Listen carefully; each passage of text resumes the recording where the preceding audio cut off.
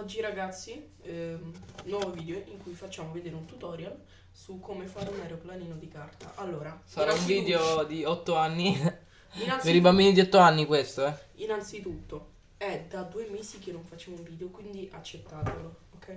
Allora, innanzitutto prendiamo un foglio, rigorosamente strappato da un quaderno, non a 2 fogli, lo pieghiamo a metà per avere una maggiore precisione. Poi lo apriamo e iniziamo qui a piegare con molta precisione, ok, vedete? Poi fatto ciò andremo a fare codesta cosa, vedi? Così, e lo stesso lo facciamo anche con l'altro lato, così. Poi lo pieghiamo così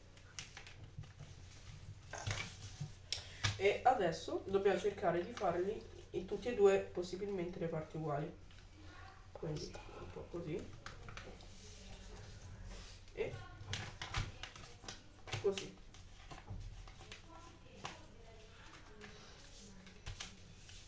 Un po' storto, ma va bene.